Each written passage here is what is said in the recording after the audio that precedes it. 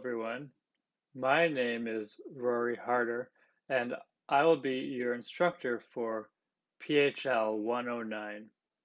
In this video, I will be introducing the course, and in particular, I will be going over the syllabus and noting some important administrative and structural aspects of the class for the coming semester. Note also, I apologize for the messiness of the room. I'm currently moving, and in the next few days, I will have the background looking nicer. So let me just switch now to the syllabus. So here is the syllabus for our class. This class is a first-year introduction to formal reasoning and decision making. What does that mean? Well, there are aspects of our lives in which we reason and in which we make decisions or we deliberate about what to do. And philosophers have developed formal tools that help capture and model and kind of get a grip on exactly how it is that reasoning and deliberation or decision making work. Okay, and this class is an introduction to those tools.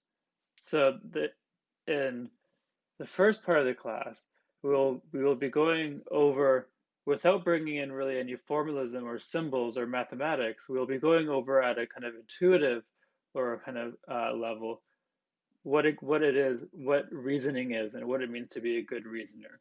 Okay, so that's the introduction to the class will be kind of getting a grip on what reasoning is. Then in the second part, we'll be looking at the first form of reasoning, which is deductive reasoning. And that has to do with how it is that we logically infer or validly infer conclusions from what we already accept. Okay, so deductive logic has to do with how we can deduce logical conclusions from various premises or beliefs we already have. And that is the first kind of reasoning, which is called logical deduction. And that's what we're going to be looking at in the second part of the class. And those, the introduction and the unit, so the unit, which is the introduction, and the unit on deductive logic will take up about half of the semester. And then the rest of the semester will be on the final two units. Okay, the third unit will be on the second kind of reasoning, which is called inductive reasoning. And that has to do with not about logically deducing what must follow from what you already accept. It has to do more with looking at the likelihood of things. So inductive reasoning has to do with probabilities. So we'll be studying probability theory. And in the final class, sorry, I mean the final unit or section, we'll be ending with the formal theory of decisions, which is what is called expected value theory, and which builds on probability theory. Okay, so that is a brief overview of the topics or the units of this class. Now here's the course structure, which means, and this is course structure, I mean what the course will be like on a week-to-week basis. Okay, so the first thing is that there are 2 classes per week, and I put classes in scare quotes here because these are not synchronous or interactive classes. Okay, so instead, what's going to happen is that on Tuesday and Thursday of each week, I will upload a video to the course website, and more on that in a second. But so on Tuesday and Thursday of each week, I will upload a video which will be about 45 minutes. It might be a bit shorter or a bit longer, depending, and it will be a pre-recorded video lecture. And it'll be very similar to this, except I will have a slideshow, which I'll be going through and talking about. Okay, so there'll be about 45 minutes of pre-recorded lecture uploaded twice a week and so this will be kind of like a lecture, and you can watch this at any time. However, it's the way I've set up the assignments and the evaluations and the readings. It's important that you're, keeping up and watching these as they are released, okay, as if they were a lecture that you were attending on Tuesday and Thursday, okay? So in addition to these pre-recorded lectures, there will be a short reading to go along with each class or lecture, okay? Some days there might not be, okay? However, the majority of classes, so on Tuesday and Thursday, there will also be a short reading to do, and this reading will be made available through the course website. And additionally, throughout this reading, there will be questions, comprehension questions. And these are graded in the sense that you have to complete them by the end of the week. And more on this, I'll explain more on this when we get to the assignment kind of evaluation section. But the point is that throughout the readings, there's questions that you have to fill out to show that you're actually doing the readings, okay? So, but I'll come back to that. So, but in addition to the pre-recorded lectures and the readings, I will host 1 hour of interactive office hours per week, and this will be on Friday afternoon. And I'll post the details of that in a couple of days for this week, and you will have ample notice each week for when those interactive office hours are. These interactive office hours will be hosted through the course website, so again, Top Hat. And the point of these office hours is that they're on Friday, so both of the lectures will have been posted for that week, and also you'll have had time to do the readings, and you'll also probably have had time to look at the quizzes or the problem sets or whatever else. And based on your engagement with that material throughout the week, you can then come to the interactive office hours to ask any questions. So for these interactive office hours, the idea is really that you come to them after you've looked over the material for the week, i.e. the readings and the pre-recorded videos, and you come to the interactive office hours with particular questions about things that you need clarification or help with from the material for that week. So that is how the course structure for each week will look. Okay, so there's going to be some exceptions. So for instance, some classes, for instance, on Thanksgiving, there won't be a pre-recorded lecture for that. There are some classes that are reviews, and for those, I will be holding additional interactive office hours for review. Now for coursework, and we'll come to the breakdown of the evaluation in a moment, but the number one rule for coursework is that, well, for one, it's going to all be submitted through online to the Top Hat course webpage. That includes the midterms and finals, but also the weekly quizzes and problem sets. So, but the number one thing to note is that late submissions will not be accepted. Okay, so there are no late penalties, i.e. there's no penalties about saying, for instance, -5% a day or something. Rather, late work simply gets a 0. Now, of course, if you have a legitimate reason for an extension and you have the required proof, so for instance, medical documentation, then you may have an extension, but there's no, other than that, there's no late work will be accepted.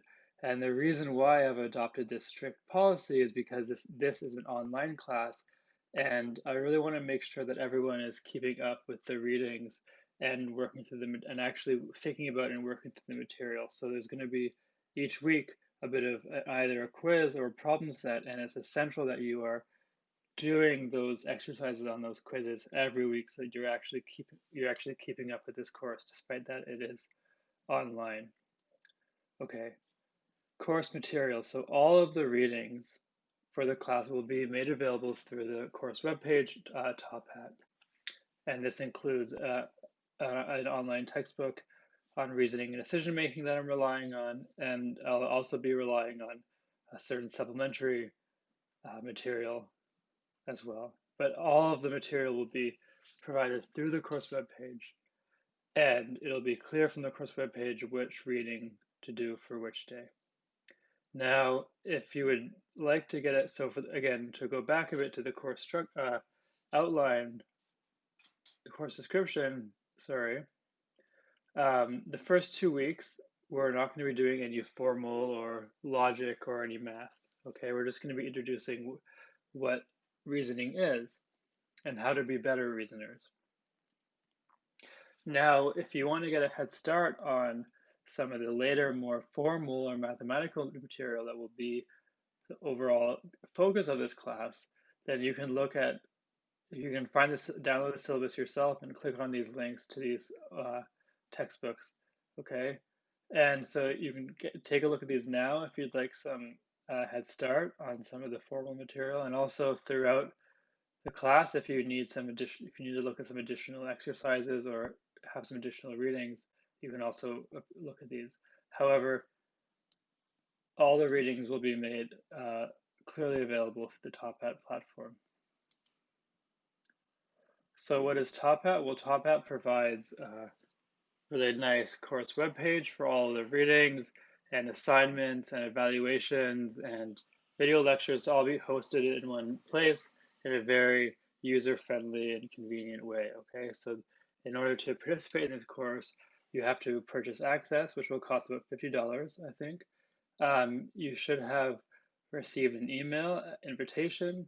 If you haven't received an email invitation, well, if you're watching this video, then you have enrolled in Top Hat. So I'm actually going to skip this.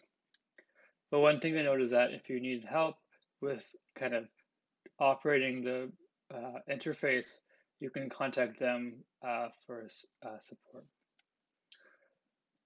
So here's the breakdown of the course evaluation. So 10% of the mark is going to be based on you doing the readings. So how am I going to be marking whether you've done the readings? Well, throughout the readings, there are multiple choice questions, and you have unlimited attempts to answer these questions, and you ultimately have to get the right answer. However, you have unlimited attempts to get the right answer, and after each attempt, you'll get immediate feedback. Okay, so you basically these aren't in any way testing you; they're just making sure that you actually are thinking about the material. So you must complete the questions for the readings by midnight or 11:59 p.m. on the Friday of the week that they're assigned. So for instance, this week there are 2 readings, which is standard, and you have to complete the questions in those readings by this Friday at midnight in order to get the grades for this week's readings. Okay, and again, you will be able to answer these questions correctly because you'll get unlimited attempts to do so, and you'll get feedback about whether you got in the right one. Okay, in addition to the readings, there's also weekly quizzes. So these quizzes are also multiple choice questions, but for the quizzes, you only have 2 attempts to answer the questions. But after the first attempt, you do get immediate feedback about whether you've answered it right or wrong. So for the quizzes, you only get 2 attempts. And also the quizzes are due by midnight on the Sunday of the week they're assigned. Okay, so the questions and the readings have to be done by the Friday, and the questions and the quizzes have to be done by the Sunday. So you have a couple extra days. Then some weeks, instead of a quiz, there'll be a problem set, which is basically a more involved or a longer or a more intense quiz.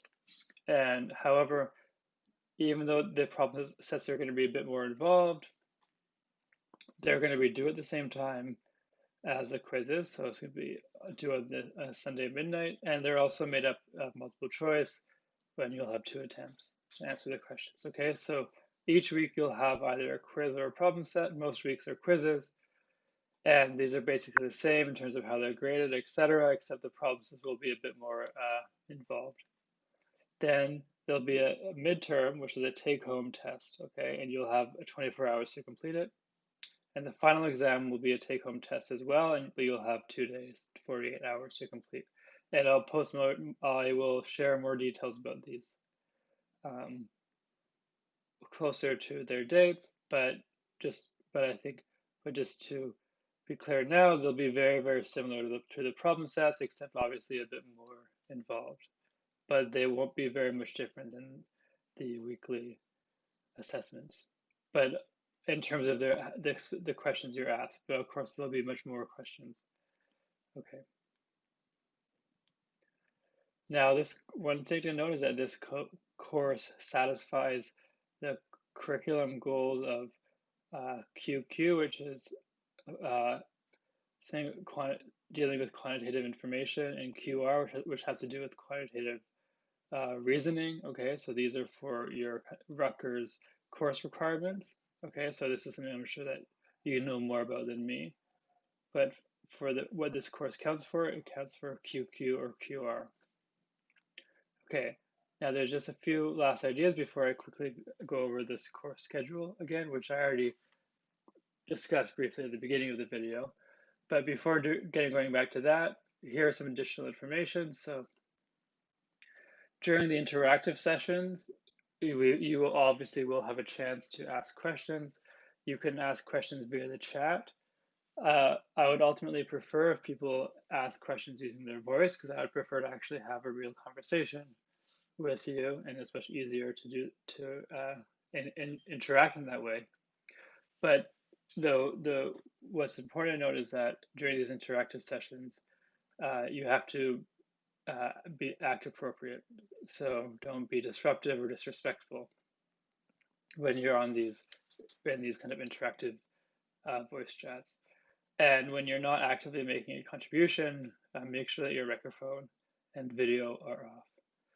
The second thing is that for emails, I will not answer any emails that ask substantive questions, so asking for help with some of the material.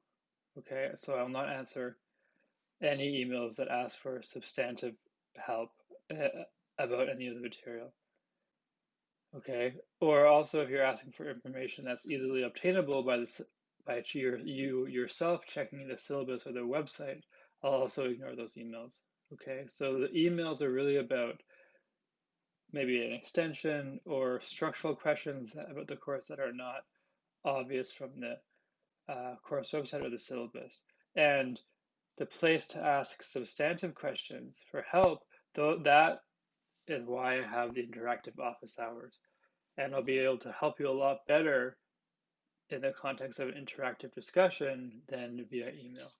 Okay, so you have to, any substantive questions you have about or help you need has to be brought up in the interactive sessions and will not be discussed over email. Also, you have to follow the Rutgers Code for Academic Integrity, so you can't plagiarize, and here I have a link to it in the syllabus. And finally, you're expected to check the course webpage on a regular basis for updates. So it's your responsibility to be checking the top hat page on a regular basis to know what's happening with the class and to see if there's any updates. Okay, at the very beginning of this lecture, I gave an overview of the course, and here you can see the course structure in a bit more detail. So again, as I mentioned, all the readings for each of these weeks will be made available on Top Hat, and also if you want to get a head start and look at some of the material for deductive logic or probabilities or decision making, you can look at the links to the textbooks above in the syllabus. Okay, but just to quickly recap, the first unit we'll be doing introduction to what reasoning is. Then we'll jump into the formal model of deductive logic. So in a bit more detail, we'll be studying what's called propositional logic, and we'll be looking at its syntax and its semantics. And in due course, I will explain all these things. After that, we'll be looking at probability theory. And then finally, we'll be looking at decision theory or expected value theory. Okay, so that is the plan for the class.